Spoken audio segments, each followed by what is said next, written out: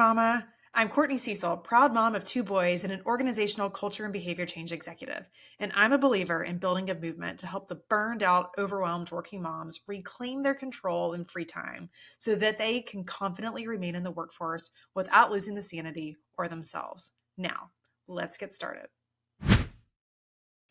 Hey y'all. Okay, welcome back to another episode of the Life Management System. So today's snack-sized idea is around how your personal story or the thing that makes you uniquely you or your partner's personal story is creating some form of unintended biases on how you manage your day-to-day life, how you manage your thoughts, how you manage your actions, what gets you your results.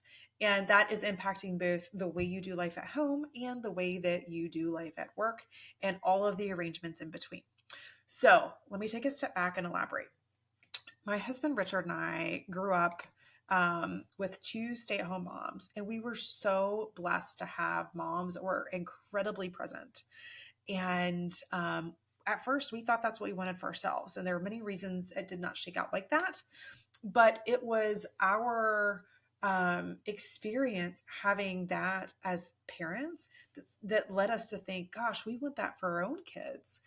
And our moms did everything around the house. They did everything for the husbands, like very traditional 70s, 80s, 90s kind of style household. And it took Richard and I a while to overcome that unconscious bias, that unconscious decision of that's what we have to do because it's what we were exposed to.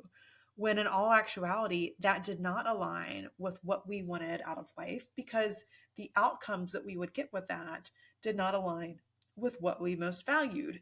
As an example, tangible assets like money to be able to travel. That like that's a hobby of ours. It's something we care a lot about. It's something that lights us up. So there are reasons that we decided it didn't serve us. I personally need intellectually stimulated like a dog needs walked. So there's also something there to be said that I needed it for myself too. But whatever the thing may be for you, I want you thinking about how some of your unconscious thinking and biases might exist because of what you were exposed to when you were younger and the way that you saw your family or your friend's family run their households.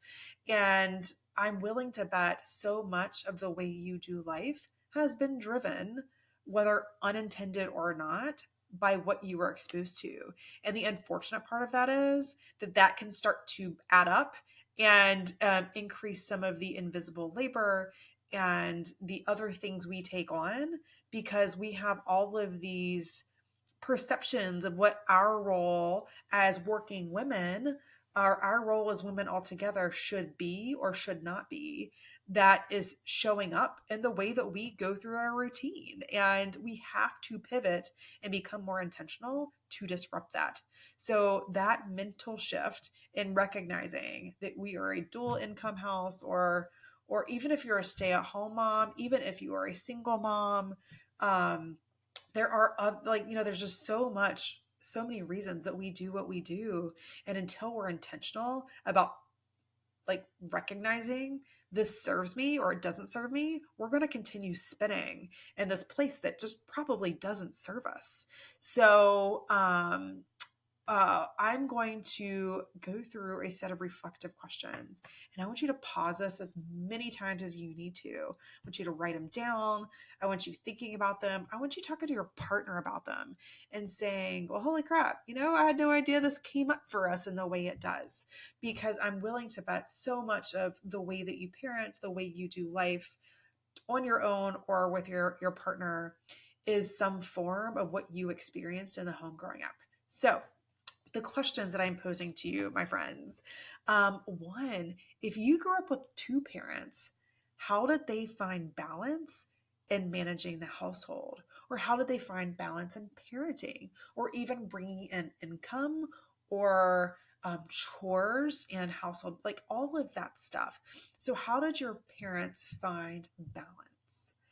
Another question: how were those responsibilities managed across both of them? Did they fall all on one parent or the other, or even all on the kids? And, what might that say for you as it relates to what the type of experience you want to create for your family? Um, okay, how were those individual roles, the roles that both of your parents played in bringing money or income into the house? Or how did they manage money? How did they spend it? How did they decide the way that something was prioritized? Big ticket items were prioritized. Um, like where were they going? Where were they going to put their money? All of those questions around finances often plague most of us. Again, ideally intentionally, but as it started with Richard and me, it was unintentional. When we met, I kid you not, the reason we started dating, the reason I found him attractive is we were sitting there on the bus on the way back from horse race, of all places, and we bonded over the fact that we both had stay-at-home moms. Like, that's what I wanted, and that's what he wanted. And turns out that's actually not what we wanted, but it's what we were exposed to. So it's what we were conditioned to think was what life needed to look like. Okay, so going back to the script and the questions I want you thinking about, what individual contributions did each of you have, particularly the domestic duties? So whether that be scheduling appointments, taking kids to doctors, um, doing groceries and laundry and that sort of thing, taking care of the outside of the house, calling contractors to help, whatever it may be. There are inherent gender based roles that tend to exist in the household. So, like, really clarifying what that needs to look like is important. I want you not just thinking about your own experience, but I want you thinking about your partners as well, because it is hard to argue that they are not bringing in their inherent thinking in the same way that you are. So, how does this thinking, how does your experience bias your current thinking? Or how does your experience bias your partner's thinking? Maybe he or she disagrees with the way you do life, or disagrees with the way that you have been conditioned to do life, or vice versa. And have you actually had a conversation about that? And if so, how are those thoughts translating into any unproductive habits and the way you are collectively managing life? Okay, so I want you thinking about that. And are any of those answers, this is mostly for my females, and honestly, that's not true for my males too. If you're here listening and you are a man, how much are you expecting of your partner, your female partner, that is formed because of gender biases? And how much gender imbalance do you think you have? And this is not just around the physical labor, this is around the mental load. This is around the invisible labor. It is in things like remembering to check the refrigerator to see if your son is about out of ketchup or your daughter is about out of American Craft singles because that's all she lives on.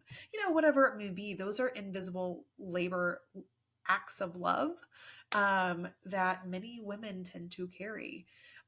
So, also, what pressures might you be superimposing on yourself at work or at home because of the collection of all of these experiences? Because you think it's what your partner expects of you, or you think it's what your parents expect you to do because it's the way they did things, or maybe there's somebody that you just absolutely loved and admired that was showing up in that way, and you're like, yeah man, like I need to do that, that person's got it going on, like I need to do what they are doing, instead of realizing no you don't, because you only have to do whatever it is that you value. Like, that's what's most important.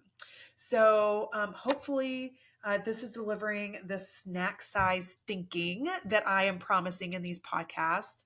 I want you to get in, get out, get something reflective that might create you to think differently about the way you do things, because it is our thinking that inherently drives the way we behave, and the type of results we get, the type of life we get, all stems back to that thought. So, one last thing before signing off: if you're liking what you're hearing, I would love if you subscribe to this podcast. And then one more thought. Life is too short. I have a guide. You can get it at www.workingmomsmovement.com/time wasters, time dash wasters. And you can get that in the show notes. That time wasters is going to talk you through the top 10 things that I see consistently around how people waste their time. So sometimes, yeah, it's the obvious stuff like the social media, but guess what? A lot of it isn't. Like things, let me give you a hint, things like overwhelm, where you're just left spinning because you're looking around and you don't know where to start. But I give you some tips and tricks to how to bust through some of those big time wasters so you, my friend, can get more out of life. Again, you can get that link in the show notes, or you can go to www.workingmomsmovement.com/time dash wasters. Okay, until next time, friends, if nobody's told you lately, you're doing a great job. You've got this, mama.